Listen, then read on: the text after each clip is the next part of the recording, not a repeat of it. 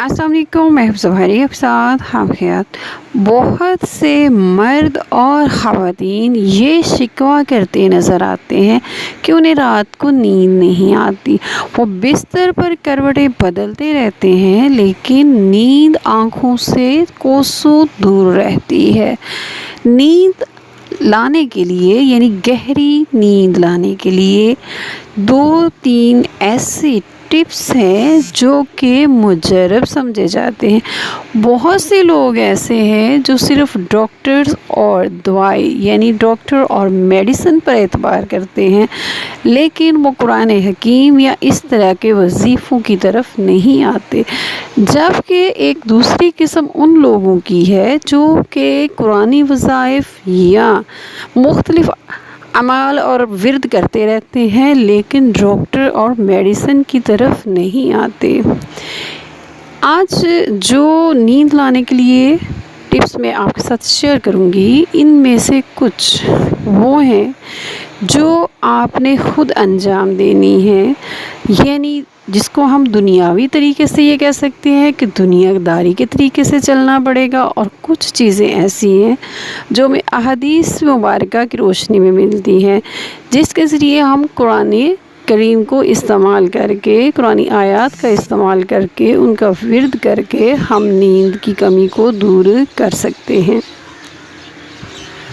دنیاوی طریقوں سے بات کریں تو سب سے پہلے سونے سے پہلے جب آپ کا سونے کا پروگرام بن رہا ہو تو آپ نے یہ کرنا ہے کہ آپ نے اپنے دونوں پاؤں اچھے طریقے سے دھو لینے ہیں۔ چاہے آپ کوئی ڈٹرجنٹ استعمال کریں یا سوپ استعمال کریں یا کوئی بھی لیکوڈ استعمال کریں یا بغیر کوئی چیز لگائے سادہ پانی سے اپنے پیروں کو دھو لیں۔ پیروں کو دھونے کے بعد ٹاول کے ساتھ انہیں اچھی طرح خشک کریں، اور خشک کرنے کے بعد آپ بستر پہ بیٹھیں اور سرسوں کا تیل لے لیں۔ سرسوں کا تیل لے کے اسے پاؤں کے تلووں پر لگائیں، یعنی پاؤں کے نیچے والے حصے پر ہلکا ہلکا اس کا مساج کریں۔ اس سے نیند گہری آنے میں آپ کو بہت زیادہ مدد ملے گی۔ خاص طور پر پاؤں کے انگوٹھے کا مساج اگر کیا جائے تو اس سے ایک تو انسان کی نظر بڑھتی ہے، یعنی کمزور نہیں ہوتی بلکہ بڑھتی ہے، اور دوسرے پرسکون نیند لانے کا باعث بنتی ہے۔ دوسرا طریقہ یہ ہے کہ بستر پر لیٹ کر آپ نے اپنے منہ کے ذریعے ایک دفعہ سانس کو باہر کی طرف نکال دیں۔ اب اپنے ناک کے دونوں نتنوں سے، یعنی جو نوز ہولز ہوتے ہیں، ان کے ذریعے آہستہ آہستہ کر کے سانس اندر کی طرف لیں۔ آپ سانس اندر روکے بغیر آپ منہ کو گول سیڑھی کی طرح بنائیے اور سانس کو باہر نکال دیجیے۔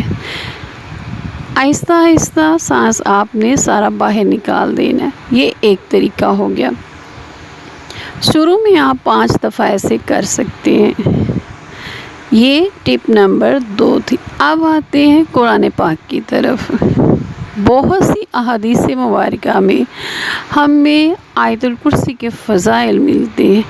آیت الکرسی کے حد سے زیادہ فضائل بیان کیے جاتے ہیں کہ آیت الکرسی کی تلاوت کرنے سے ہمیں کیا کیا اجر، کیا کیا فائدے دنیا اور آخرت میں نصیب ہو سکتے ہیں۔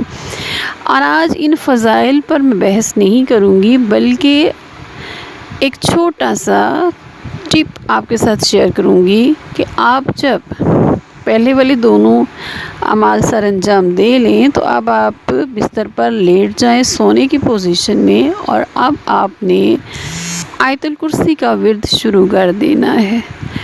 پڑھتے جائیے، تھوڑی ہی دیر گزرے گی، 5 یا 10 یا 15 منٹ آپ آیت الکرسی پڑھتے جائیں گے، آپ کو پتہ بھی نہیں چلے گا کب آپ نیند میں چلے جائیں گے، اور آپ کی یہ نیند بہت گہری ہوگی۔